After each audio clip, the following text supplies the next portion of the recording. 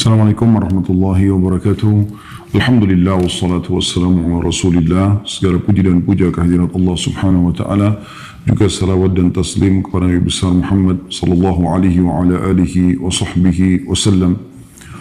Satu hari lagi saudaraku seiman, Allah memberikan kepada kita kesempatan untuk mendekatkan diri kepadanya, meraih derajat-derajat tinggi di surga, serta memohon maaf dan taubat dari segala kesalahan yang pernah kita lakukan. Dan jangan disia-siakan kesempatan emas ini. Saya menasihati diri saya terlebih dahulu, kemudian teman-teman semua mengikuti acara kita agar memaksimalkan hari yang mulia ini, di mana Allah masih memberikan kesempatan kita untuk bisa bernafas, sementara sudah banyak saudara-saudara sesama kita manusia, termasuk orang-orang kaum muslimin yang sudah meninggal dunia. Maka maksimalkan dalam beribadah dan bertobatlah kalau Anda punya kesalahan di masa lalu. Melanjutkan bedah buku kita tentang masalah neraka. Semoga Allah selamatkan kita darinya. Dan kita sudah menyelesaikan 24 bab. Bab 24 yang terakhir kemarin adalah bukti kalau neraka itu ada. Dan luapan panasnya bisa dirasakan. Saya ingatkan kembali bagaimana Abu Hurairah radhiyallahu anhu meriwayatkan sabda Rasulullah sallallahu alaihi wasallam pada saat mereka mau sholat di waktu duhur, dan waktu itu panas sekali karena lagi puncak-puncaknya musim panas ya. Dan sudah saya bahasakan di Madinah khususnya, biasa kalau di musim panas itu bisa sampai antara 45 sampai 50 derajat, panasnya luar biasa gitu. Dan masjid Nabi SAW memang tidak memiliki atap ya, tempat para sahabat sholat. Maka karena panasnya, kata Nabi SAW, tunggulah hingga waktu teduh untuk mengerjakan sholat. Maksudnya sholat duhur pada saat itu, karena panas yang sangat ini atau itu berasal dari luapan api neraka jahanam. Hadis ini diriwayatkan oleh Bukhari dan Muslim. Ini sudah kita jelaskan tentunya. Demikian juga dengan hadis Abu Hurairah yang selanjutnya. Tadi itu hadis nomor 58 dari awal kita belajar. Hadis nomor 59-nya masih dari beliau Abu Hurairah radhiyallahu anhu meriwayatkan sabda Rasulullah sallallahu alaihi wasallam, neraka mengadu kepada Rabb-nya dengan mengatakan, "Wahai Rabbku, bagianku memakan sebagian yang lainnya." Maka Allah mengizinkan untuk neraka dengan dua nafas. Nafas di musim panas dan nafas di musim dingin. Sehingga kalian mendapatinya sangat panas dan mendapatinya sangat dingin. Ini juga hadis diriwayatkan oleh Bukhari dan Muslim. Jadi musim dingin yang luar biasa dan musim panas yang luar biasa, itu adalah luapan nafasnya neraka jahanam. Dan hadis terakhir yang kita pelajari pada pekan yang lalu, tepatnya Senin yang lalu, adalah hadis nomor 60. Ibnu Umar radhiyallahu anhu meriwayatkan sabda Rasulullah sallallahu alaihi wasallam, sakit panas atau demam yang sangat parah adalah berasal dari luapan jahanam. Maka dinginkanlah dengan air. Ini juga diriwayatkan oleh Bukhari dan Muslim. Jadi hadis-hadis ini memberikan manfaat kepada kita. Yang pertama, neraka itu ada dan kita bisa rasakan panasnya, baik itu di dalam diri kita ataupun di cuaca di sekitar kita. Dan ini sebuah bocoran tanda kutip dari Nabi SAW tentang keadaan tersebut. Ya, ini memang bukan cuma sekedar fenomena alam biasa, tapi justru keberadaan neraka jahanam lah yang menjadi penyebab dingin yang sangat dan panas yang sangat. Yang kedua adalah bagaimana seseorang kalau sedang demam dianjurkan untuk mendinginkan atau mengkompres dirinya dengan air. Di akhir hidup Nabi SAW beliau pernah merasakan demam yang luar biasa. Sampai beliau meminta agar didatangkan beberapa ember air untuk dituangkan ke tubuh beliau sallallahu alaihi wa ala alihi wa sahbihi wasallam. Itu sudah kita pelajari tentu pertemuan yang lalu dan sudah panjang lebar kita korek manfaat-manfaatnya insyaallah. Mudah-mudahan itu sudah mencukupi dan kita akan lanjutkan sisa-sisa bab dari buku ini, bahasan kita, dan kita akan masuk ke bab ke-25, ucapan neraka pada hari kiamat. Dan ini menandakan teman-teman sekalian, neraka bukanlah sebuah bangunan yang kita bayangkan seperti penjara kita di dunia, tempat untuk menyiksa para pelaku kriminal, tapi temboknya benda mati, ya. Pintunya benda mati, nggak bisa berbicara, nggak bisa berinteraksi. Kalau neraka berbeda, dia akan bisa berucap dan berbicara. Dia adalah makhluk Allah yang hidup. Ya. Kita dengarkan dalil-dalilnya. Diangkat oleh penulis yang pertama adalah firman Allah Subhanahu wa taala dalam surah Qaf ayat 30 yang berbunyi, A'udzu billahi minasyaitonir rajim. Bismillahirrahmanirrahim. Yauma naqulu li jahannam hal imtala'ti wa taqulu hal min mazid. Dan ingatlah, maksudnya pelajarilah, akan hari, yaitu hari kiamat, kami akan bertanya kepada neraka Jahannam, apakah kamu sudah penuh? Maka neraka pun menjawab, masih adakah tambahan?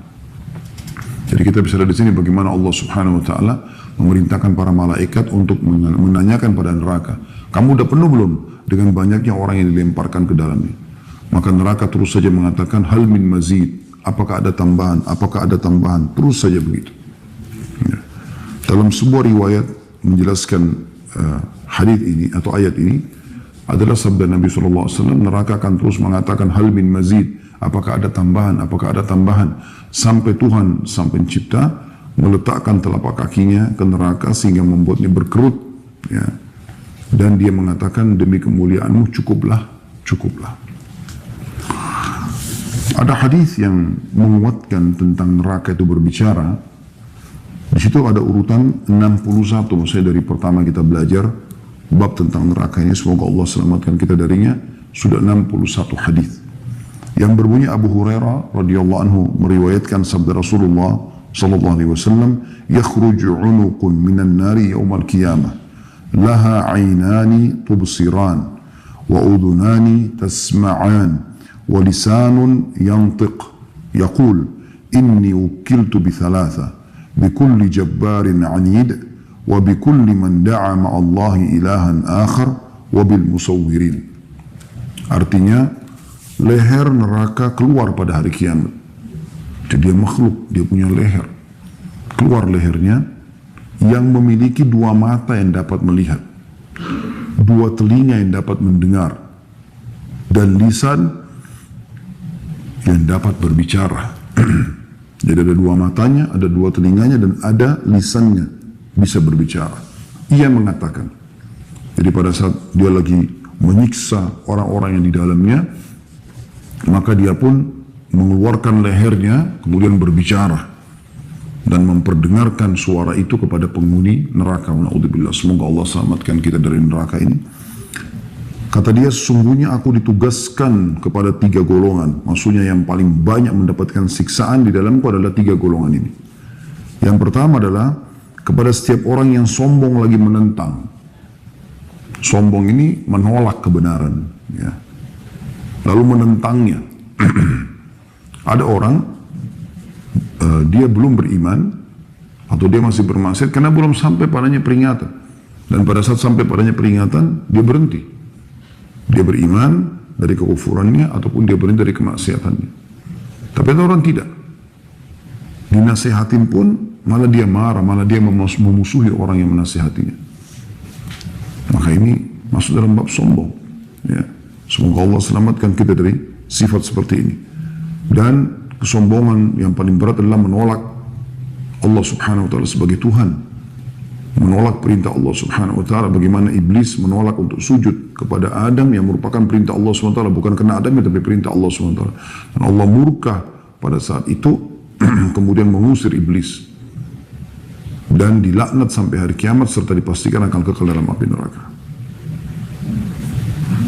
Maka ulama mengatakan maksiat pertama yang dimaksiati Allah SWT adalah sombong. Dan harus hati-hati dari sifat ini, teman-teman sekalian.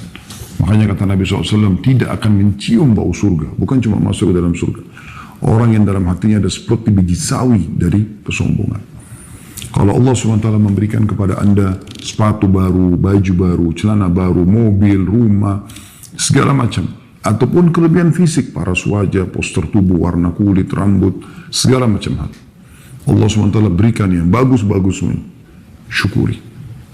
Kita nikmati dan kita syukuri, bukan justru kita jadikan sebagai ajang kesombongan, menganggap remeh orang lain, menghina orang lain. Itu nggak boleh. Dan ini menjadi penyebab dosa besar, ya, dosa besar ini, karena memang dilarang dalam agama kita. Dan ini kelompok yang paling disiksa pertama dalam neraka. Orang yang sombong juga menentang. Kelompok yang kedua adalah kepada setiap orang yang menyeru sesembahan selain Allah, musyrik. Ya, musyrik. Dia menyekutukan Allah Subhanahu wa taala bersama Allah Subhanahu wa taala. Atau orang memang dasarnya menyembah selain Allah Subhanahu wa taala. Seperti orang sembah pohon, Memang dia yakin pohon itu sebagai Tuhannya, atau patung sebagai Tuhannya, atau dewa yang dianggap dewa mungkin ini adalah malaikat ataupun jin, itu semuanya. Jadi orang-orang yang menyembah selain Allah ini orang yang paling keras siksaannya. Dan yang ketiga adalah kepada para perupa. Dan ini yang perlu digarisbawahi teman-teman sekalian. Ya, hadis ini riwayat Tirmidzi jilid 4 halaman 103 dan hadis ini dia dinilai hasan sahih. Yang dimaksud dengan perupa di sini adalah orang yang membuat lukisan-lukisan, patung-patung. Ya. Terutama kalau manusia, jin, malaikat yang digambarkan hewan-hewan, ini semua tidak boleh. Tapi kalau dia melukis misalnya pemandangan, langit, ya, lautan, atau dia menggambar mobil, building, itu nggak ada masalah. Ya. Tapi kalau sudah makhluk hidup, maka nggak boleh. Dan ini dilarang dalam Islam. Ini berupa sangat berat dan banyak hadis yang menyebutkan tentang ancaman-ancaman buat mereka. Di antaranya sabda Nabi SAW, nanti Allah akan menyuruh pada hari kiamat dia memberikan ruh apa yang dia serupakan itu, dia ciptakan itu, dia buat. Dan dia tidak akan mampu, lalu Allah akan berikan ruh lalu menyiksanya di neraka, menyiksa orang tersebut di neraka. Bahkan dikatakan orang yang paling berat siksaannya hari kiamat adalah al-musawwirun, termasuk orang-orang yang banyak jadi perupa ini. Oleh karena itu profesi ini teman-teman tidak boleh ditekuni kalau kepada makhluk hidup. Ya. Kakak ipar saya di Surabaya kebetulan jazahullah khair, dia mau berubah, dulu dia melukis dan memang dia hobi sekali melukis. Masya Allah tangannya itu mudah sekali dia untuk melukis. Tapi setelah dia tahu hukum, maka dia mulai mengalihkan lukisan tersebut, tidak ada makhluk hidupnya, seperti misalnya dia menggambar tentang pasar kuno tahun berapa di Jazirah Arab dulu, ada bukunya gitu, di situ ada gambaran seseorang yang sedang menjual jeruk di pinggir jalan gitu dengan tendanya. Maka waktu dia tanya saya bilang dihilangkan saja orangnya.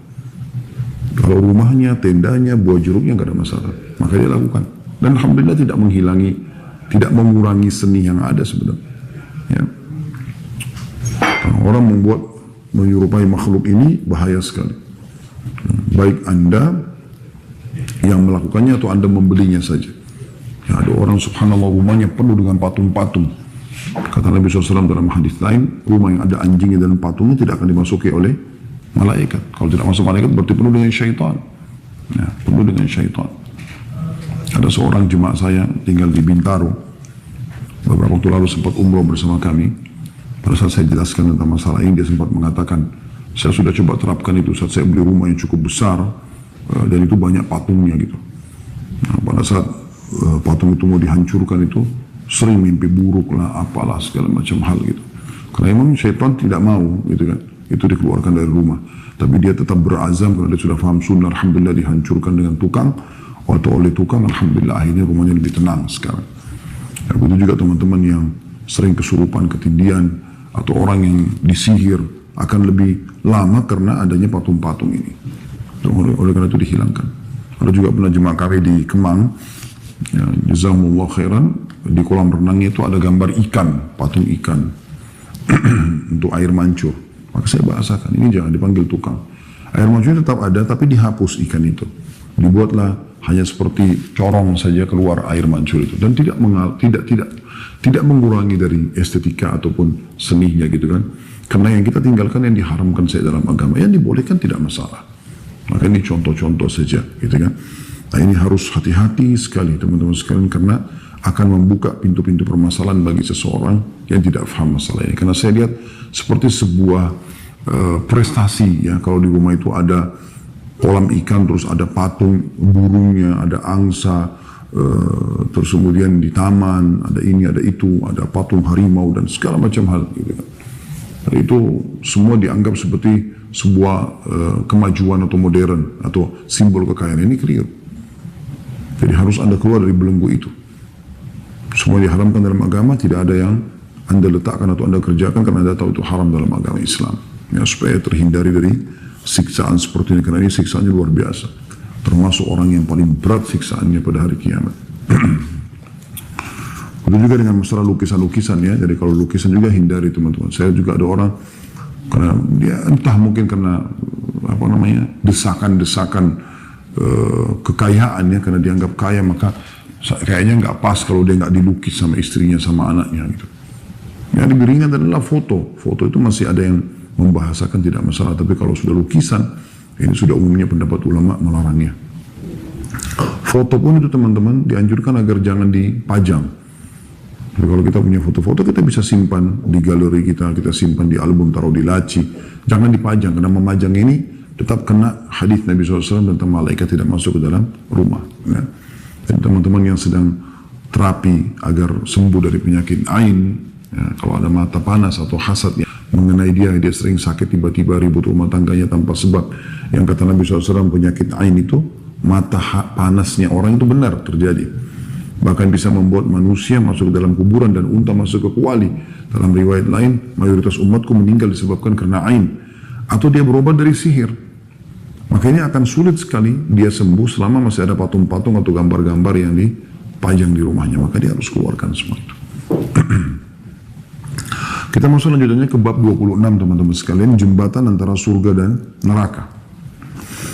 Hadis nomor 62 dari Abu Sa'id Al-Khudri radhiyallahu anhu menuturkan sabda Rasulullah sallallahu alaihi wasallam, "Idza khalasa al-mu'minuna minan nar, hubisu bi qantaratin bainal jannati wan nar, fayataqasuna madhalima kanat bainahum fid dunya, hatta idza nuqqu wa hudhibu udhina lahum bidukhulil jannah. Fawalladhi nafsu Muhammadin biyadihi la ahadukum bimaskanihi fil jannah adallu bimanzilihi kana fid dunya." Jika kaum mukminin sudah bebas dari neraka, karena kan kita semua akan melewati neraka, jembatan akan diletakkan di atas neraka, dan kita mau tidak mau pada saat mau surga harus lewatin itu. Allah sebutkan dalam surah Qaf, "Ma minkum illa wariduha." Tidak ada seorang pun kecuali kalian di antara kalian kecuali akan melewati neraka itu, gitu kan? Tapi mereka akan lolos tentunya. Jika kaum mukmin sudah bebas dari neraka, maka tertahan di jembatan di antara surga dan neraka. Ada tempat namanya qantara, ya. Lalu mereka saling menuntut hak yang pernah dizalimi yang berlangsung di antara mereka di dunia.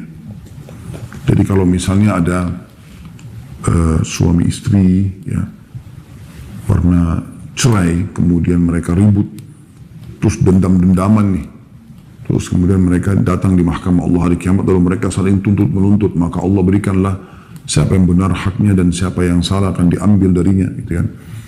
Atau dua orang yang sedang bertengkar, kemudian mereka tuntut-tuntutan selesai.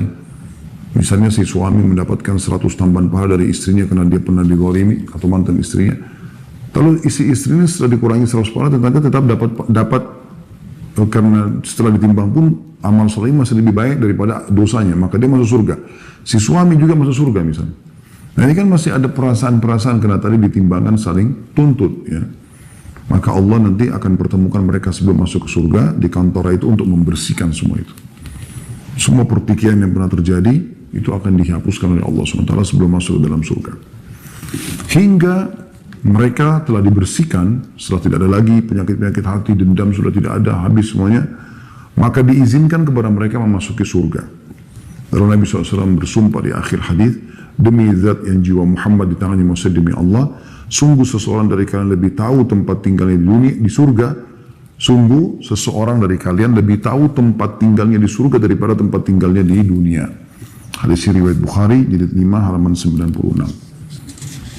Apa makna daripada kata Nabi SAW? Bagaimana bisa kita lebih mengenal istana kita di surga yang pertama kali kita masuki daripada alamat kita di dunia? Nah ini ada penjelasan. Karena teman-teman sekalian pada saat kita mau meninggal dunia, ada riwayat yang menjelaskan, maka akan datang malaikat-malaikat menyampaikan berita gembira kepada orang beriman, gitu kan. Ini amal solehmu yang diterima, ini sholatmu, ini puasamu, ini zakatmu, segala macam hal. Kemudian dibukakan baginya pintu surga. Nah dia lihatlah istananya pertama kali itu di surga, nih, gitu kan. Karena semua ini kau akan masuk ke sini. Maka dia pun berharap, rindu ingin bertemu dengan Allah, berharap segera mati. Itu belum meninggal, menjelang ajal beberapa saat, gitu kan. Karena dia ingin bertemu dengan Allah dan ingin masuk ke dalam surganya. Sebaliknya, orang kafir, munafik, orang musyrik akan diperlihatkan dosa-dosanya, kemudian akan diperlihatkan neraka dan ini tempat kau sekarang. Maka dia benci untuk bertemu dengan Allah, takut mati. Karena nanti dia akan masuk ke neraka, maka Allah pun benci bertemu dengannya, gitu kan. Kalau tadi Allah rindu bertemu juga dengan orang-orang beriman, gitu kan. Itu yang pertama kali mereka melihat istananya di surga. Yang kedua, pada saat mereka masuk ke dalam kuburan, maka setelah didudukkan orang beriman akan dibukakan baginya pintu neraka, lalu dia ketakutan karena dia lihat luar biasa letupan-letupan apinya, gemuruh suaranya dan segala macam. Dia ketakutan, malaikat yang di sebelahnya mengatakan, lihat dari apa Allah selamatkan dirimu. Ditutup, lalu dibukakan pintu surga. Dibukakan pintu surga, lalu sampailah kepada bau wanginya. Dia lihat semua istananya di situ. Lalu malaikat mengatakan, di tempat kau sekarang. Maka dia pun berdoa kepada Allah agar disegerakan hari kiamat karena dia ingin masuk ke dalam surganya. Dan pada saat itu datang di sebelahnya orang yang tampan, orang yang wangi, dan dia kagum. Dan dia bertanya, siapa kamu ini? Maka orang itu mengatakan, saya adalah amal soleh yang akan menemani kau sampai hari kiamat. Semoga kita termasuk insya Allah yang ditemani oleh amal-amal soleh kita. Allahumma amin. Lalu kemudian kata Nabi SAW, Allah pun berfirman, bentangkan permadaninya hamba ini dari surga, dan sampailah kepada dia bau wanginya surga tersebut, dan dia lihat istananya. Itu setiap hari dia lihat seperti itu. Maka berapa tahun dia di kuburan, begitu lamalah dia juga menikmati kuburannya. Bahkan Nabi SAW mengatakan, jadilah kuburannya taman dari taman surga, walaupun dia belum masuk ke dalam surganya. Makanya pada saat nanti masuk ke dalam surga, dia sudah hafal benar surga itu. Dan ini maknanya kenapa Nabi SAW mengatakan, dan dia lebih tahu tempat tinggalnya di surga daripada tempat tinggalnya di dunia. Karena dia hampir setiap hari pada saat menghadapi kematian, melihat itu semuanya. Kemudian bab ke-27 teman-teman, tentang sifat hasyr atau perhimpunan. Bagaimana Allah Subhanahu wa Ta'ala menghimpun kita semuanya nanti pada hari kiamat, dibangkitkan. Diangkat oleh beliau surah Maryam ayat 85 sampai 86. Cuma di sini karena nggak ditulis oleh penerbit oleh penerbit di sini bahasa Arab dari Al-Qur'annya, maka kita akan buka aplikasi Al-Qur'an kita untuk kita lihat Maryam surah nomor 19 ayat 85 sampai 86. Saya akan bacakan, A'udzubillahi minasyaitonirrajim. Yauma nahsyurul muttaqina ila ar-rahmani wafda. Ingatlah atau pelajarilah hari ketika kami mengumpulkan orang-orang beriman atau bertakwa kepada Tuhan yang Maha Pemurah sebagai perutusan yang terhormat, orang-orang yang dimuliakan. Lapat 6-nya, wa nasuqul mujrimuna ila jahannam wirda, dan kami akan menghalau orang-orang yang durhaka ke neraka jahannam dalam keadaan dahaga. Jadi ini yang diangkat oleh beliau sebagai saksi bahasannya. Dan ingatlah hari ketika kami mengumpulkan orang-orang yang bertakwa kepada Tuhan Pemurah sebagai putusan yang terhormat, dan kami akan menghalau orang-orang yang durhaka ke neraka jahannam dalam keadaan dahaga. Artinya kita akan dibangkitkan pada hari kiamat. Saudaraku seiman, insya Allah kalau kita beriman kepada Allah Subhanahu wa Ta'ala dalam kondisi kita terhormat, mulia, bercahaya wajah kita diberikan pakaian dari cahaya. Kemudian kita akan menuju ke surga mulia, dan orang semua menyaksikan masalah itu. Sementara orang-orang yang kafir, fasik, munafik, ahli neraka, wa na'udzubillah, semoga Allah selamatkan kita dari mereka, dibangkitkan kemudian dalam kondisi wajah mereka membiru, dan dalam keadaan terbakar, bahkan hitam. Dalam beberapa riwayat dikatakan ada api di wajah mereka, dan dalam kondisi mereka dahaga, haus. Dalam kondisi mereka haus, mereka dibakar lagi di neraka. Ibnu Mubarak meriwayatkan dalam kitab Az-Zuhud nomor 83 dengan sanadnya dari Mujahid tentang firman Allah SWT, dan kami akan menghalau orang-orang yang durhaka ke neraka jahannam dalam keadaan dahaga. Ia mengatakan leher mereka terputus karena kehausan. Jadi anda yang hari ini puasa, mungkin anda bisa rasakan bagaimana dahaga itu. Rasanya tenggorokan ini kering, dan kita kadang-kadang menelan ludah pun masih terasa kurang gitu, butuh dibasahkan dengan cairan air gitu kan. Bagaimana dengan orang yang dahaganya sudah sangat luar biasa, mungkin sampai berhari-hari nggak minum, sampai kering benar tenggorokan itu, seakan-akan tenggorokan akan putus Tapi di sini Ibnu Mubarak memastikan justru leher mereka memang terputus karena kehausan, rusak semuanya. Dan ini na'udzubillah sifat atau bagaimana dihimpunnya orang-orang kafir pada hari kiamat nanti. Juga beliau mengangkat firman Allah SWT selanjutnya dalam surah Al-Kahfi ayat 47. Ini ayat ini ditulis oleh penerbit, Saya bacakan, a'udzubillahi minasyaitonirrajim. Wa taral arda barizatan wa hasyarnahum falam nughadir minhum ahada. Dan kamu akan lihat bumi pada saat itu datar dan kami kumpulkan seluruh manusia dan tidak kami tinggalkan seorang pun dari mereka. Artinya dipastikan nanti hari kiamat tidak ada lagi gunung-gunung, tidak ada lagi lautan, semuanya daratan datar. Dalam beberapa ayat Al-Quran digambarkan bahwasanya Allah Subhanahu wa Ta'ala mencabut gunung-gunung lalu menghantamkannya dengan satu benturan dengan bumi ini, maka hancur semuanya. Semuanya menjadi daratan saja, sehingga menjadi mahsyar, tempat kita dibangkitkan.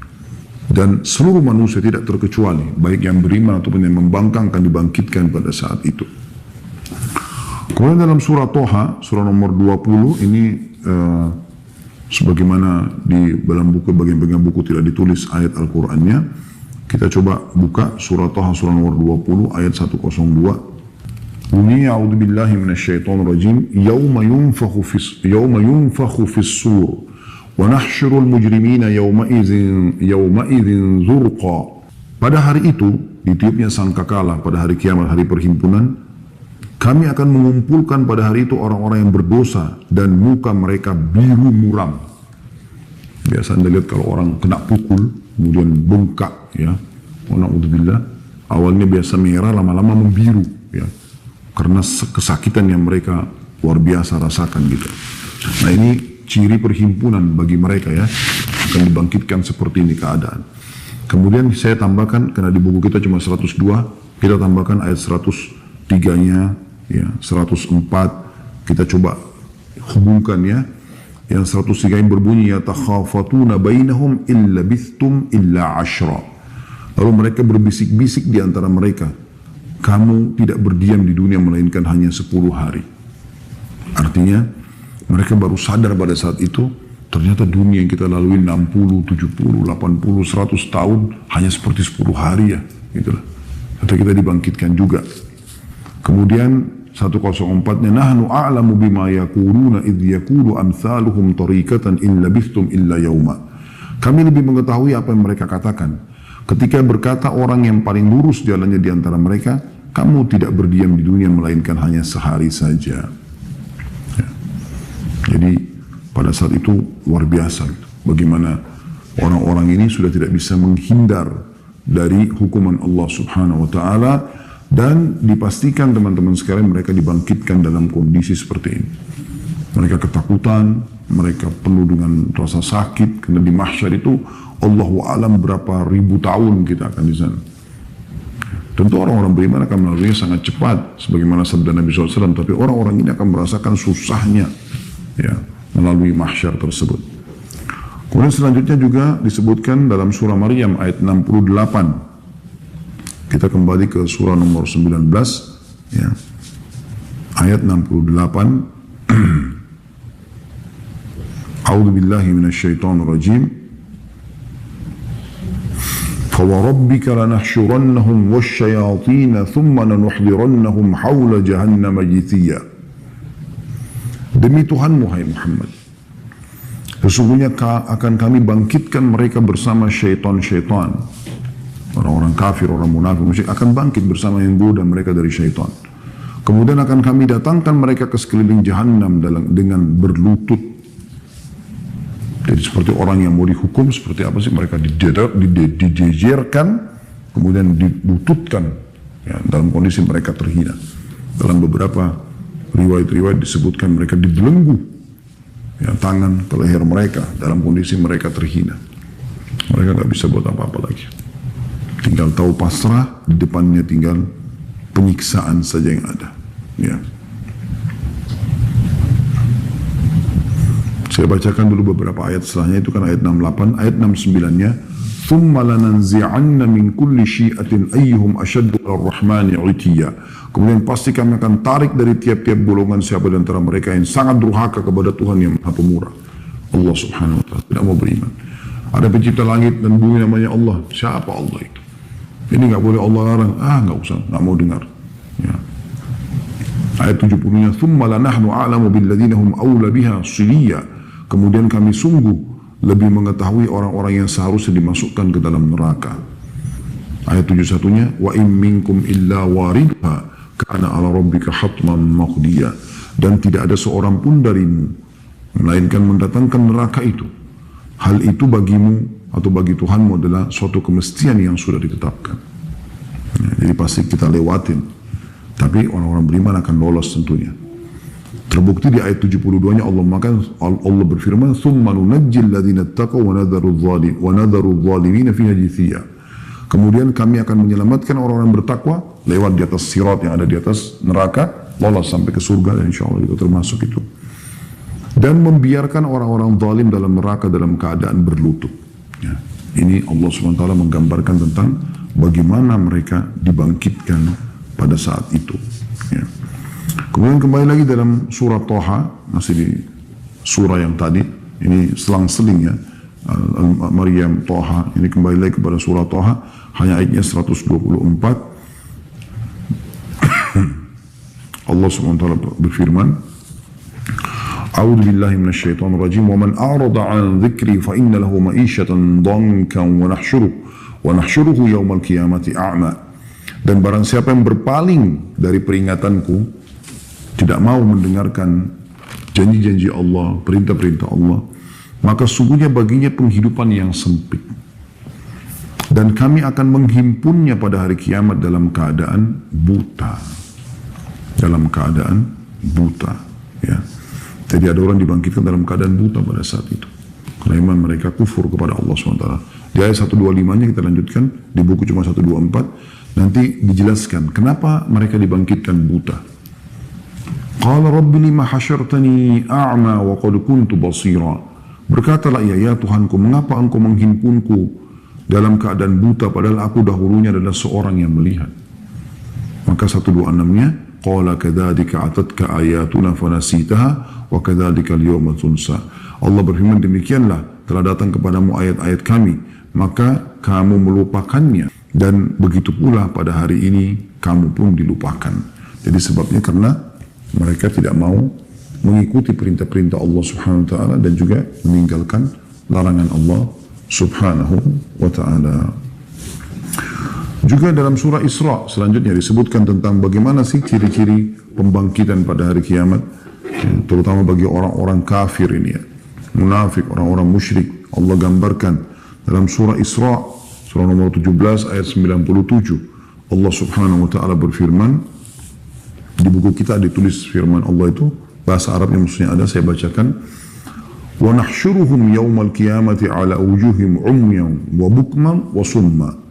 Dan kami akan mengumpulkan mereka pada hari kiamat dalam kurung diseret atas muka mereka dalam keadaan buta, bisu, dan juga pekak.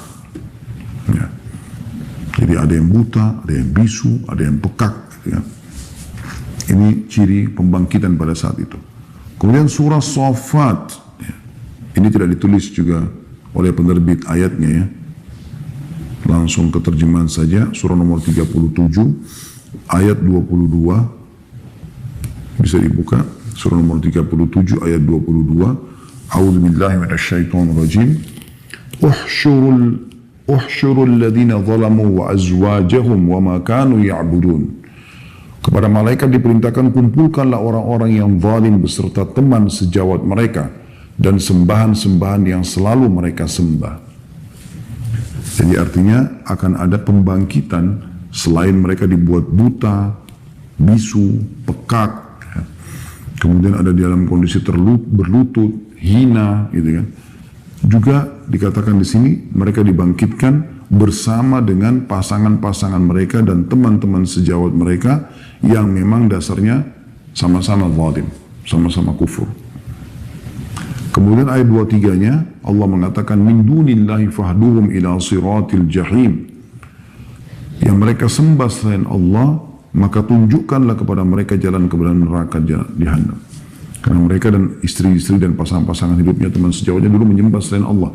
Maka Allah mengatakan itu di ayat 22-nya, ayat 23-nya, yang mereka sembah selain Allah juga semua akan dibangkitkan, lalu dipandu atau ditunjukkan ke dalam neraka jahanam. Ayat 24-nya, waqifuhum innahum mas'ulun, dan tahan mereka. Allah SWT perintahkan mereka diberhentikan, karena mereka akan ditanya, mereka akan bertanggung jawab.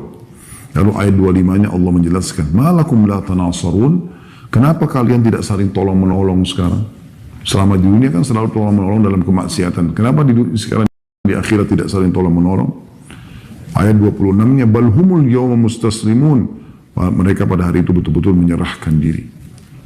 Ya, mereka menyerahkan diri, mereka tidak bisa buat apa-apa lagi. Pasrah udah. Ayat 27-nya, wa aqbala ba'dum ala ba'din yatasa'alun, sebagian mereka menghadap kepada sebagian yang lain sambil berbantah-bantahan. Ayat 28-nya, qalu innakum kuntum ta'tunana 'anil yamin. Pengikut-pengikut mereka berkata kepada pemimpin mereka, sungguhnya kamulah yang datang kepada kami dari sisi kanan. Jadi mereka saling menyalahkan satu sama yang lain. Ayat 29-nya, qalu bal lam takunu mu'minin. Maka para pemimpin berkata kepada yang mengikutinya dari bawahannya, sebenarnya kamulah yang tidak beriman. Ayat 30-nya, wa ma kana lana 'alaikum min sultan bal kuntum qauman taghin. Sekali-kali kami tidak berkuasa terhadap kamu. Nanti kalau kau tidak mau juga, kau tetap mau beriman, kami nggak bisa buat apa-apa. Bahkan kamulah kaum yang melampaui batas. Ayat 31-nya, ini pertengkaran antara ahli neraka nih, antara yang sedang mengajak dan yang diajak. Fahaqqa 'alaina qaulu rabbina inna ladza'ikun. Maka pastilah putusan azab Tuhan kita menimpa atas kita. Sesungguhnya kita akan merasakan azab itu. Kemudian ayat 32-nya, fa'agwainakum inna kunna ghawin. Maka kami telah menyesatkan kamu, sesungguhnya kami adalah orang-orang yang sesat juga. Nanti kamu punya pilihan, sebenarnya tidak boleh ikut kami gitu. Lalu ayat 33-nya, fa'innahum yawma idin, kata Allah, fa'innahum yawma idin fil adzabi mushtarikun. Maka sesungguhnya mereka pada hari itu betul-betul bersama-sama dalam siksaan Allah. Ayat 34-nya, inna kadzalika naf'alu bil mujrimin. Begitulah kami berbuat terhadap orang-orang yang berbuat jahat. Ya. Jadi orang-orang yang bermaksiat kepada Allah subhanahu wa ta'ala. Dan kalau kita terus ikutin ayat ini, akan terus sama penjelasan-penjelasannya. Tapi saksi bahasan kita, ya, mereka dibangkitkan dengan sesembahan-sesembahan mereka, dengan teman-teman sejawat mereka yang sefaham, yang sama-sama ke diskotik, ke bar, buat-buat maksiat segala macam. Mereka tidak taubat, sama dibangkitkan semua. Kemudian selanjutnya beliau mengangkat surah Fussilat, ya, ayat 19. Ini juga sama, tidak ditulis ayatnya oleh penerbit, ya. Maka kita coba lihat surah nomor 41, ya, dalam Al-Quran ayat 19.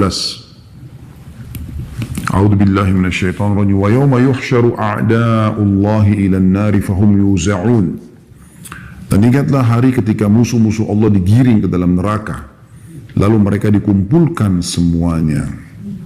Nah, jadi mereka dikumpulkan semua dari manusia yang pertama sampai manusia yang terakhir yang berbuat maksiat. Bukan manusia pertama diciptakan, itu Adam alaihissalam. Beliau adalah orang beriman kepada Allah, tapi orang-orang yang pertama bermaksiat kepada Allah dikumpulkan semuanya. Ya, jinnya yang manusianya semuanya dikumpulkan, dan mereka akan dimasukkan secara bersama-sama ke dalam api neraka. Ini juga termasuk sifat pembangkitan pada saat itu, ya. Kemudian saya bacakan lanjutannya, tadi ayat 19, ayat 20-nya ini tidak ada dalam buku kita, saya tambahkan. Kalau masih buka aplikasi Al-Quran Anda bisa ikutin. Hatta idza ma ja'uha syahida 'alaihim sam'uhum wa absaruhum wa juluduhum bima kanu ya'malun. Sehingga apabila mereka sampai ke neraka, pendengaran, penglihatan dan kulit mereka menjadi saksi terhadap mereka tentang apa yang telah mereka kerjakan. Jadi semua ini dibangkitkan lalu kemudian bicara. Kulitnya bicara, matanya bicara, telinganya bicara, memberikan kesaksian. Ayat 21-nya masih dalam surah yang sama, Fussilat. Lanjutannya, wa qalu li juludim lima syahidtum alaina qalu antaqana Allahu alladhi antaqa kulla syai'in wa huwa khalaqakum awwala maratin wa ilaihi turja'un. Mereka berkata kepada kulit mereka, mengapa kamu menjadi saksi terhadap kami? Dia sendiri bicara sama anggota tubuhnya nih. Kenapa kalian ini menjadi saksi buat diri sendiri? Kulitnya bicara, matanya bicara, telinganya bicara. Maka si kulit ini menjawab, qalu antaqana Allahu alladhi antaqa kulla syai'. Allah lah yang telah menjadikan segala sesuatu bisa berbicara, yang menjadikan kami pula pandai berbicara. Wa huwa khalaqakum awwala marratin wa ilaihi turja'un. Dan dialah telah menciptakan kalian pertama kali dan hanya kepadanya kalian akan dikembalikan. Jadi jelas bagaimana mereka dibangkitkan dalam kondisi anggota tubuhnya pun menjadi saksi buat diri mereka. Yang terakhir surah Furqan, surah nomor 25, ayat 34, yang diangkat oleh penulis sebagai saksi bahasan. Bunyinya, surah nomor 25 ya, surah Furqan. A'udzu billahi minasyaitonir rajim, ayat 34. Alladzina yuhsyaruna ala wujuhim ila jahannam ulaika syarrum makana wa adallu sabila. Orang-orang yang akan dihimpunkan ke neraka jahanam dengan diseret atas muka-muka mereka. Mereka itulah orang-orang yang paling buruk tempatnya dan paling sesat jalannya. Nah, artinya mereka dibangkitkan dalam kondisi diseret, mukanya di bawah, kakinya di atas, diseret oleh para malaikat. Wa na'udzubillah. Dan mereka adalah orang yang paling buruk tempatnya, karena ke neraka jahanam. Dan yang kafir, yang munafik, yang musyrik tidak akan pernah bisa keluar sama sekali dari sana. Ini kuasa kuasa Allah subhanahu wa ta'ala. Allah akan bangkitkan mereka dalam kondisi seperti ini. Tentu kita berharap kita dibangkitkan bukan seperti itu, bersama dengan orang-orang yang beriman, ya. Makanya dalam Al-Quran dikatakan wa tawaffana muslimin, dan matikanlah kami dalam keadaan Islam. Tawaffana ma'al abrar, wafatkanlah kami bersama dengan orang-orang yang patuh, ya. Nah, mereka akan dibangkitkan dalam kondisi bercahaya wajahnya, melewati sirat. Ada yang seperti kilat, ada yang seperti penunggang kuda, ada yang seperti orang lari. Sudah pernah kita jelaskan beberapa riwayatnya. Itu keadaan-keadaan mereka. Nah, ini sekarang kita sedang bahas keadaan orang-orang ahli neraka. Di dalam hadis yang diangkat oleh beliau adalah hadis nomor 63 dari awal kita belajar, bunyinya dari Ibnu Abbas radhiyallahu anhuma. Beliau mengatakan Rasulullah SAW berdiri di tengah-tengah kami untuk memberikan nasihat seraya bersabda, ayuhan nas, innakum mahsyuruna ilallahi khufatan uratan burla kama bada'na awwala khalqin nu'iduhu wa'dan alaina inna kunna fa'ilin ala wa inna awwala al-khalaiqi yuksa yawmal qiyamati Ibrahim alaihi salam ألا وإنه سيجاء برجال من أمتي فيؤخذ بهم ذات الشمال فأقول يا ربي أصيحابي فيقال إنك لا تدري ما أحدث بعدك فأقول كما قال العبد الصالح وكنت عليهم شهيدا ما دمت فيهم فلما توفيتني كنت أنت الرقيب عليهم وأنت على كل شيء شهيد إن تعذبهم فإنهم عبادك وإن تغفر لهم فإنك أنت العزيز الحكيم. Wahai manusia, sesungguhnya kalian akan dikumpulkan kepada Allah dalam keadaan bertelanjang kaki, tanpa busana lagi dan tak berkhitan. Kita dibangkitkan nanti dari kuburan, ya, telanjang kaki, gak ada sendal, gak ada sepatu, tanpa busana, sudah koyak-koyak semua kain kafannya, dan tak berkhitan. Sebagaimana Allah sebutkan dalam firman-Nya surah Anbiya 104 yang terjemahnya sebagaimana kami telah memulai penciptaan pertama, begitulah kami akan mengulanginya. Itulah janji yang pasti kami tepati, kata Allah, sesungguhnya kamilah yang akan melaksanakannya. Maksudnya bagaimana kita lahir tanpa busana, begitu juga nanti dibangkitkan pada hari kiamat. Ketahuilah, manusia pertama yang diberi pakaian ialah Ibrahim alaihissalam. Berarti akan diberikan pakaian beberapa saat setelah itu. Dan yang paling pertama diberikan adalah Ibrahim alaihissalam. Nah, kenapa Ibrahim? Sebagian ulama ada yang mengatakan karena pada saat dia mau dibakar oleh Namrud, maka bajunya dibuka, ya, untuk dia ditambahkan siksaan oleh Namrud kepada dia, maka Allah SWT pun memuliakan dia. Ketahuilah bahwa sejumlah orang dari umatku akan dibawa lalu mereka ditarik ke sebelah kiri. Maka aku mengatakan, wahai Robku, mereka adalah para sahabatku. Lalu dijawab, sesungguhnya kamu tidak tahu apa yang telah mereka ada-adakan sepeninggalmu. Maka aku pun mengatakan sebagaimana kata oleh apa yang dikatakan oleh hamba saleh, maksudnya Nabi Isa AS. Jadi waktu Nabi SAW lagi di Haud dalam sebuah riwayat, maka akan datang beberapa orang yang Nabi kenal, sempat syahadat di tangan Nabi SAW, menjadi sahabat. Kemudian mereka digiring, dikeluarkan dari tempat tersebut. Maka Nabi SAW mengatakan, mereka adalah sahabat-sahabatku. Maka kata para malaikat, kau tidak tahu apa yang mereka kerjakan setelah kau meninggal. Dalam riwayat lain, mereka telah mengubah agamamu. Nah, ini tentu bukan kepada sahabat-sahabat yang mulia seperti Abu Bakar, Umar, Uthman, Ali, Talha, Zubair radhiyallahu anhum ajma'in, tapi sahabat-sahabat yang sempat, kan definisi sahabat itu yang sempat melihat Nabi, beriman pada Nabi, dan meninggal dalam keadaan beriman tersebut. Nah, ternyata mereka yang sempat beriman sesaat, kemudian setelah Nabi SAW meninggal mereka murtad. Seperti penolak pembayar zakat yang terkenal di zaman Abu Bakar, dikenal dengan mani'uz zakah. Kemudian juga orang-orang yang mengikuti nabi palsu, Musailim al-Kadzab, Aswad al-Unsi. Ini semua teman-teman sekalian adalah orang-orang yang kufur setelah Nabi SAW meninggal. Maka ini yang dimaksud. Maka aku pun mengatakan seperti dikatakan oleh hamba saleh, maksudnya Nabi Isa alaihissalam. Sebagaimana disebutkan dalam Al-Quran, yang Nabi Isa menyebutkan dalam surah Al-Ma'idah ayat 117 sampai 118, pada saat Allah menghadapkan umat Nabi Isa alaihissalam di hari kiamat, gitu kan? Karena mereka mengatakan setelah Nabi Isa alaihissalam diangkat oleh Allah ke langit, mereka mengatakan Isa anak Tuhan dan segala macam, ya. Maka pada saat Allah akan menghukum mereka, Nabi Isa berkata, ya, dan Nabi Muhammad SAW mengulangi perkataan itu, dan aku menjadi saksi terhadap mereka selama aku masih di tengah-tengah mereka. Namun setelah engkau wafatkan aku, atau dalam kurung angkat aku, Nabi Isa AS diangkat oleh Allah, engkau lah yang mengawasi mereka. Dan engkau adalah maha menyaksikan atas segala sesuatu. Jika engkau menyiksa mereka, maka sungguhnya mereka adalah hamba-hamba engkau. Dan jika engkau mengampuni mereka, sungguhnya engkau lah zat yang maha perkasa lagi maha bijaksana.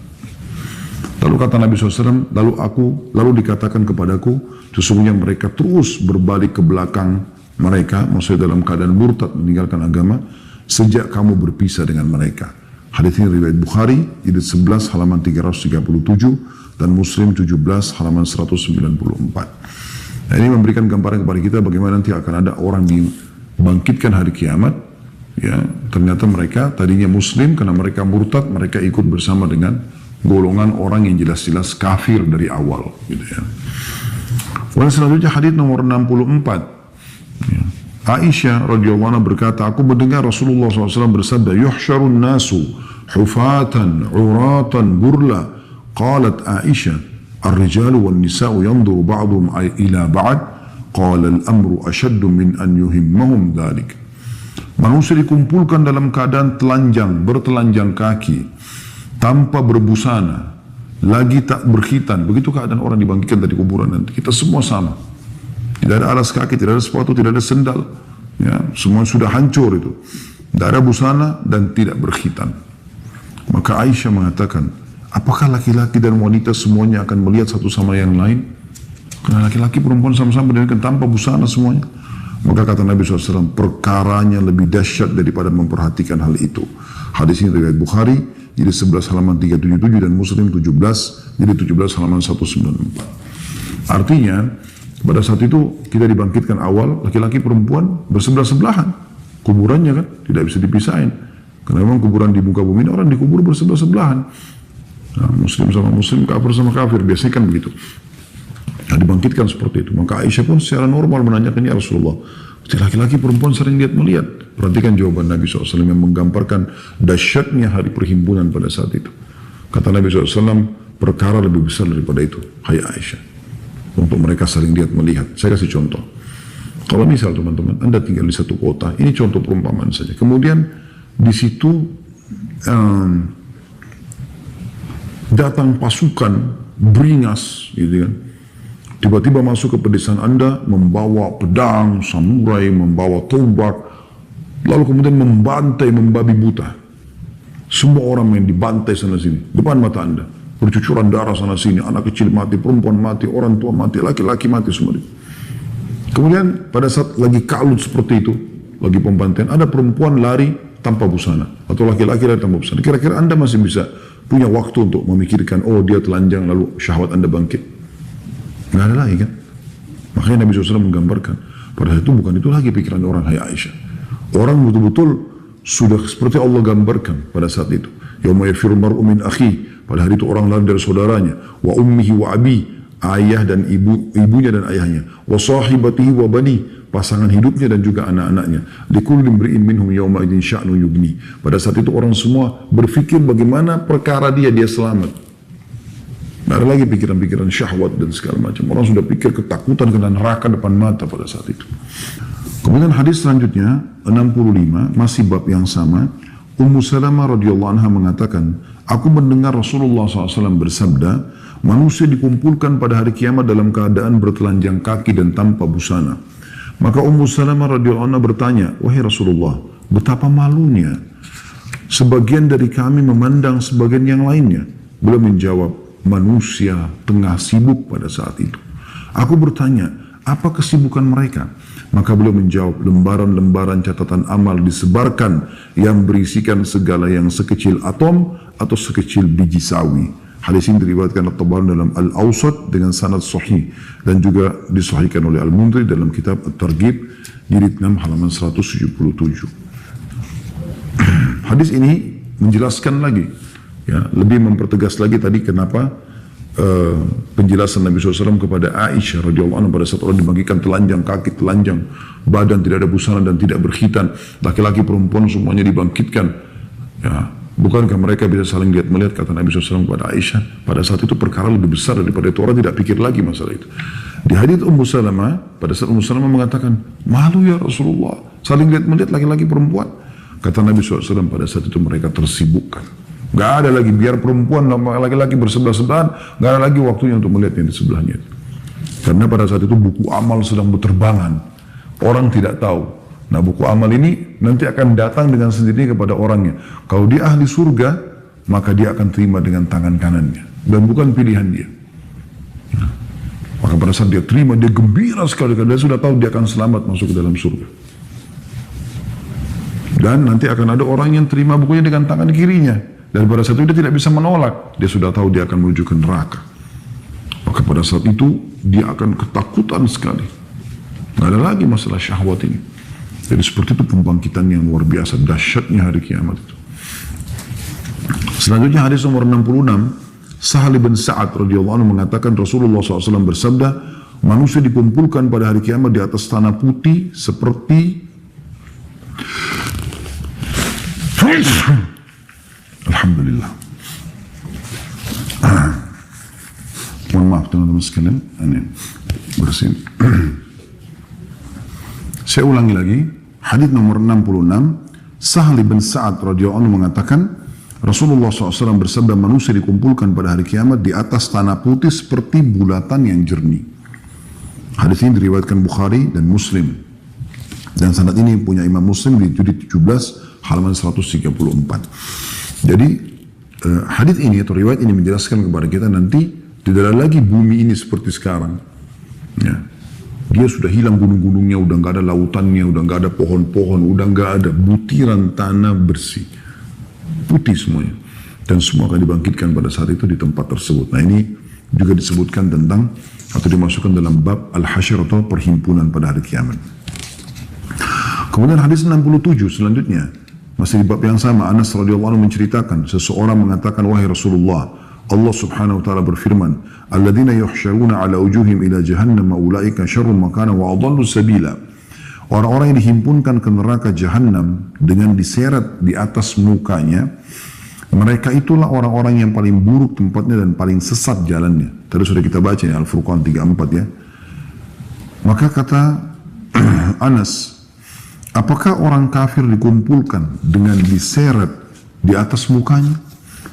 Maka kata Nabi SAW, Alaysa alladhi amsyahu ala rijlaini fid dunya qadiran ala an yumsyiyahu ala wajhi? Bukankah zat yang telah menjalankan mereka di atas kedua kakinya semasa di dunia kuasa untuk menjalankannya di hari kiamat di atas mukanya? Tanda tanya. Maka kata Ada pun mengatakan, tentu demi keperkasaan Rob kami. Dan ini hadits riwayat Bukhari jilid 11 halaman 337 dan Muslim jilid 17 halaman 148. Jadi ini luar biasa. Disebutkan lagi penguatan tentang riwayat sebelumnya, kalau mereka akan dibangkitkan orang-orang kafir, munafik, musyrik ini wajahnya di tanah, diseret, ya. Dan itu akan disaksikan oleh orang-orang. Selanjutnya hadits nomor 68, masih di bab yang sama. Abu Hurairah radhiyallahu anhu meriwayatkan Rasulullah SAW bersabda, manusia dikumpulkan pada hari kiamat dalam 3 golongan. Segolongan berjalan, segolongan berkendaraan, dan segolongan lainnya berjalan di atas muka-muka mereka. Ditanyakan, wahai Rasulullah, bagaimana mereka berjalan di atas muka-muka mereka? Maka kata Nabi SAW, zat yang menjalankan mereka di atas kedua telapak kaki mereka berkuasa untuk menjalankan mereka di atas wajah-wajah mereka. Ketahuilah, sesungguhnya mereka menghindarkan wajah mereka dari setiap duri. Hadis ini riwayat Tirmidzi dan dihasankan. Itu ini kehinaan bagi mereka ya, dibangkitkan dalam kondisi wajah mereka yang jalan. Dan di sini Nabi SAW gambarkan mereka pada saat digiring ke satu tempat, maka wajah mereka yang dipakai untuk jalan sebagai bentuk penghinaan dan menghindari duri-duri yang ada di tanah mahsyar tersebut.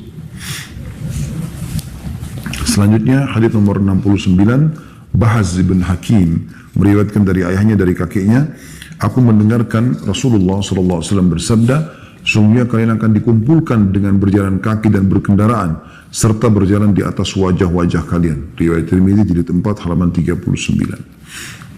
Jadi dibangkitkan nanti itu ada digiring ke sana, digiring ke sini. Allahu a'lam seperti apa mekanismenya. Tapi akan ada yang berjalan, ada yang berkendaraan. Ya, mereka menunggangi, ada hewan-hewan, ada unta disebutkan dalam beberapa riwayat. Allahu a'lam seperti apa. Tapi mereka akan menunggang, ada yang bertunggangan, ada juga yang di atas wajah mereka. Kemudian bagi yang sombong, ingat baik-baik riwayat ini. Riwayat nomor 70, teman-teman sekalian. Makanya hati-hati dengan sifat sombong. Amr bin Shu'aib meriwayatkan dari ayahnya, dari kakeknya, bahwa Rasulullah SAW bersabda, yuhsyarul mutakabbiruna yawmal qiyamati amthalal dharri fi suwarir rijal, yaghshahumudh dhullu min kulli makan, yusaquna ila sijnin fi jahannam, yuqalu lahu bulas, ta'luhum narul anyar, yusqawna min usarati ahli nar tinatal khabal. Orang-orang yang sombong dikumpulkan pada hari kiamat seperti butiran-butiran pasir dalam rupa manusia. Jadi orang-orang semua tinggi besar, kita sudah jelaskan beberapa waktu yang lalu, dibangkitkan seperti postur Adam alaihissalam. Ya. 60 siku ke langit, 27,5 meter atau kurang lebih 30 meter tingginya. Kecuali orang-orang sombong, dikumpulkan mereka seperti butiran-butiran pasir. Kita lihat bagaimana butiran pasir. Kayak di ruangan Anda sekarang, Anda bisa, mungkin tidak bisa lihat kalau butiran pasir cuma 1-2. Kecuali dari dekat sekali. Seperti itu mereka dibangkitkan, tapi dalam rupa manusia. Mereka diliputi kehinaan dari segala tempat, karena semua orang bisa injak-injak dia. Tapi dalam kondisi dia sakit, cuman dia tidak mati. Ya. Mereka digiring ke sebuah penjara di Jahannam yang disebut dengan bulas, ya, atau bulis. Ya. Tepatnya bulas sebenarnya. Itu terjemahnya bulis. Ya. Dalam bahasa Arabnya bulas. Ya. Yang mereka namanya bulas maksudnya, nama penjara itu. Yang mereka diliputi api yang sangat panas, serta mereka diberi minum dari cairan ahli neraka, tinatul khabal. Ya, yang dimaksud dengan tinatul khabal ini teman-teman sekalian adalah kotoran. Kita pernah pelajari itu ya, nanah dan darahnya ahli neraka. Selanjutnya kita selesaikan insyaallah 71, hadis 71. Abu Hurairah radhiyallahu anhu meriwayatkan Rasulullah SAW bersabda, manusia dikumpulkan pada hari kiamat dengan 3 cara. Ragibin warahibin. Ya. Ragibin warahibin. Dalam keadaan senang dan ketakutan. 2 orang di atas unta, 3 orang di atas unta, 4 orang di atas unta, dan 10 orang di atas unta. Sisa mereka dikumpulkan oleh api. Yang tidur bersama mereka di mana mereka tidur, bermalam bersama mereka di mana mereka bermalam, pagi bersama mereka di mana mereka berada, dan berjalan bersama mereka di mana mereka berjalan. Hadis ini diriwayatkan oleh Bukhari jilid 11 halaman 377, Muslim jilid 17 halaman 194. Ini hal yang lain lagi, mereka dibangkitkan, ada yang menunggangi unta, ada 2 orang, ada 3 orang, ada 4 orang. Begitu seterusnya, bahkan ada 10 orang di atas 1 ekor unta. Bagaimana? Allahu a'lam. Kita tidak tahu. Tapi begitulah dibangkitkan pada hari kiamat. Ya, kita berharap tentunya kita berada di bawah naungan Allah Subhanahu wa taala pada hari kiamat. Yang 7 golongan di bawah naungan Allah, tidak ada naungan kecuali naungan Allah, gitu kan? Pemimpin yang adil, orang yang terikat hatinya dengan masjid, orang yang menangis pada saat mengingat Allah sendiri, orang yang saling mencintai karena Allah dan berpisah karena Allah, orang yang terikat hatinya dengan masjid, orang yang menolak perzinahan karena takut kepada Allah, orang yang berinfak dengan tangan kanan sampai tangan kirinya tidak tahu. Jadi orang-orang yang memang ada golongan yang Allah selamatkan, semua kita termasuk insya Allah dari itu. Jadi kita tidak ikut-ikutan seperti orang-orang yang repot sekali mereka dengan susah payah di mahsyar itu. Tapi ini Allah berikan gambaran. Kemudian hadis selanjutnya 72, Abu Hurairah meriwayatkan sabda Rasulullah radhiyallahu anhu, sabda Rasulullah SAW, manusia berpeluh pada hari kiamat, keluar keringatnya, sehingga peluh mereka masuk di bumi sedalam 70 hasta. Peluh itu benar-benar akan menenggelamkan mereka hingga mencapai telinga mereka. Hadis riwayat Bukhari jilid 11 halaman 192 dan Muslim jilid 17 halaman 196. Ini teman-teman kalau kita renungi luar biasa. Bagaimana manusia pada hari dibangkitkan seperti postur ayahnya Adam. 60 siku ke langit, berarti 27,5 meter. Kemudian mereka akan keluarkan keringat karena panasnya, tenggelam sampai 70 hasta keringat tersebut, lalu kemudian meluap sampai ke kuping mereka. Berarti naik lagi sekitar 20 meter lebih keringat itu sampai ke kuping-kuping mereka.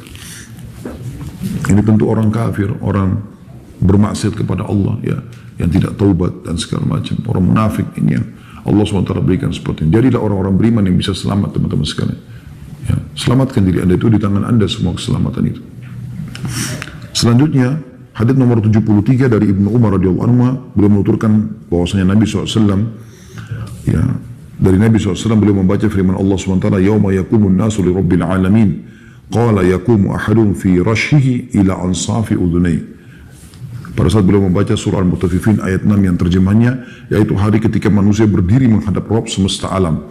Kata Nabi SAW, salah seorang dari mereka berdiri di tengah peluhnya hingga mencapai separuh telinganya. Hadis ini riwayat Bukhari, jilid 11 halaman 392 dan Muslim jilid 17 halaman 195. Jadi betul-betul mereka dibangkitkan dengan keringat mereka sampai ke kuping mereka. Dan mereka tidak bisa menghindar. Harus mereka tenggelam dengan peluhnya sendiri. Kita teman-teman sekarang gerah sedikit aja rasanya gak nyaman gitu kan. Gerah itu membuat kita tidak nyaman karena dia kotor, ya, dia terasa asin. Kita ingin berlepas diri. Bagaimana dengan orang yang tenggelam dengan keringatnya sendiri? Siksaan tersendiri itu. Selanjutnya, mungkin 4 riwayat terakhir ya. Ini kena tanggung kalau kita nggak selesaikan. Hadis nomor 74, Mikdad radhiyallahu anhu mengatakan, aku mendengar Rasulullah SAW bersabda, matahari pada hari kiamat dengan makhluk, ya, hingga jarak matahari pada hari kiamat itu dengan makhluk jaraknya hanya sejarak 1 mil antara matahari dengan makhluk.